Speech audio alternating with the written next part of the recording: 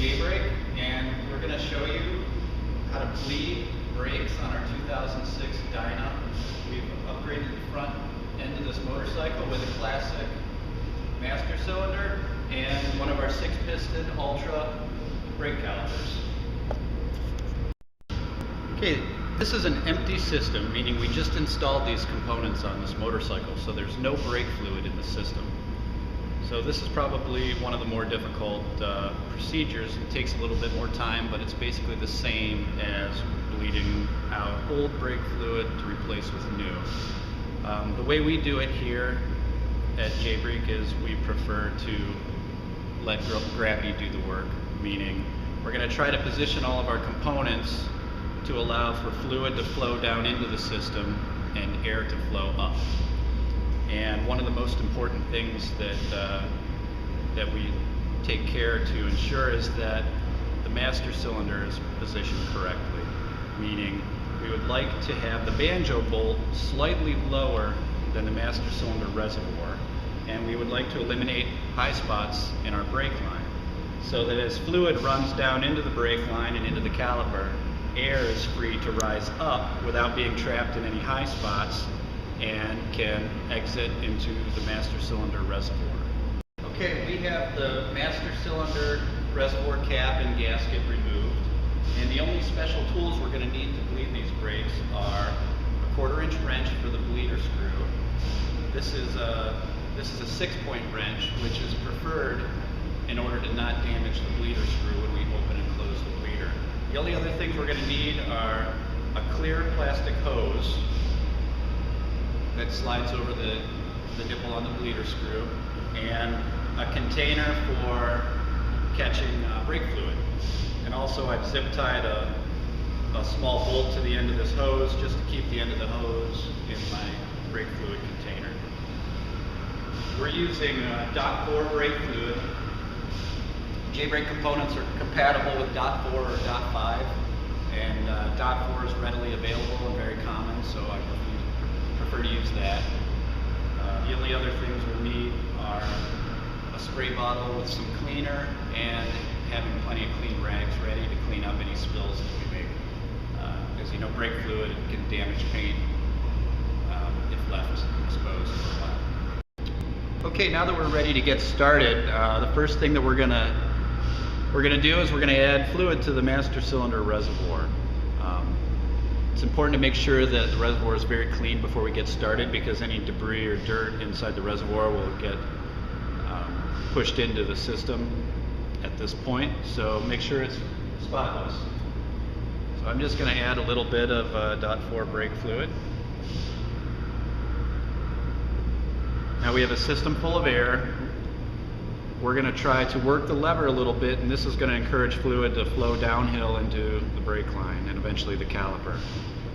And gently move the lever, and we can see some air bubbles start to rise. This can be a time-consuming process because we're letting gravity work here instead of forcing fluid into the system. We're just going to allow it to run down into the system. So it can take 10 or 15 minutes, but be patient, keep working the lever slightly, and you can even walk away from the bike for a couple minutes and come back. Eventually we're gonna see the level of the fluid get low, and try to add a little bit of fluid before either of the 2 ports in the bottom of the master cylinder are uncovered and exposed to air. But you don't want to fill it all the way, because that just encourages spills and makes cleanup a little more difficult. Okay, so I've added fluid to the reservoir about 3 times, and we're getting to the point where we're not seeing air bubbles come out anymore when we slowly pull the lever. Now, I stress that we have to pull the lever very slowly, because once the system is nearly full of fluid, fluid will actually shoot out of the front port in the master cylinder. That's how you know you're on the right track and the system is bleeding properly and functioning properly. If I were to pull the lever in fast, fluid would probably shoot up and spray the ceiling of the room that we're in. So watch your eyes. It's good to wear safety glasses while you do this. Okay, so at this point I'm going to stop adding fluid, and we're going to go down to the caliper, and we're going to bleed the caliper to make sure that there's no air trapped in the caliper. One thing I can't stress enough is that during this process we keep the banjo bolt and banjo fitting slightly lower than the master cylinder reservoir, because air will get trapped there. Okay, now that we've built some pretty decent pressure at the lever, we're going to do a final bleed on the caliper to make sure there's no air trapped in any parts of the caliper. And what we're going to need to do this is our 1/4-inch wrench for the bleeder screw. We're going to place the wrench on the bleeder screw. I'm going to push the hose onto the bleeder screw on top of the wrench. It's important to use the hose when we do this in order to prevent air from coming back into the system when we close the bleeder screw. So this bike has pretty short handlebars, so I can actually reach the brake lever myself.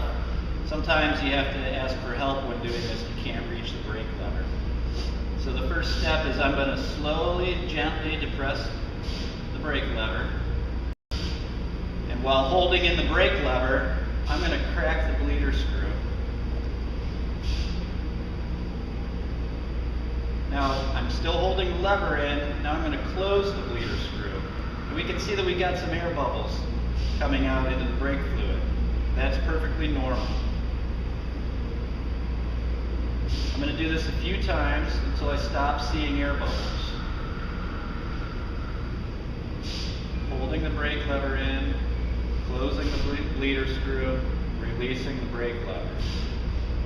Now periodically look up top to make sure that you still have plenty of fluid in your master cylinder reservoir, or you'll have to start all over.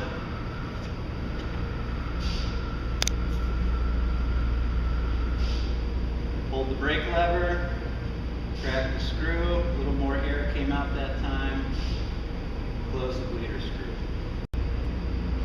Okay, I've done a few cycles now, and it looks like my fluid's coming out pretty clear with no air bubbles. So I'm going to do one more cycle. Hold the lever, crack the screw, close the screw, and release the lever.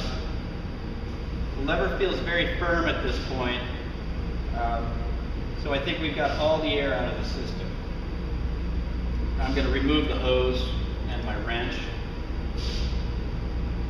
And the final step will be to go back up top. We're going to top off the reservoir, install the cap, and we're done. It's a good idea to stop back periodically. I like to come back in a half hour, pull the brake lever in, and make sure that it still feels firm. If it doesn't feel firm, that means that there were still some air bubbles in the system. The final step is we're going to top off the master cylinder reservoir.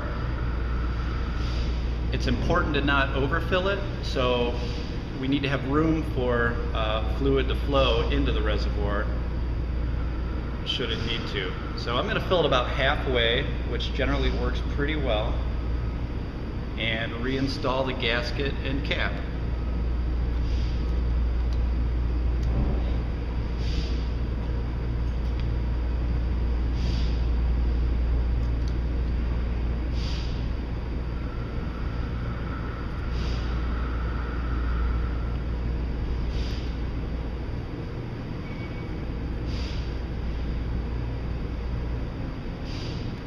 Okay, now the final step is to be very careful with cleanup. We're going to spray all of the painted surface and the chrome surfaces with a gentle cleaner, and then we're going to wipe everything down because, again, brake fluid can damage the paint on your motorcycle. And as I said before, I'm going to come back periodically and double check to make sure we still have a firm feel at the lever. See, we go maybe a ½ inch, and then we see that there's very firm feel at the lever, so we think we have no air in the system.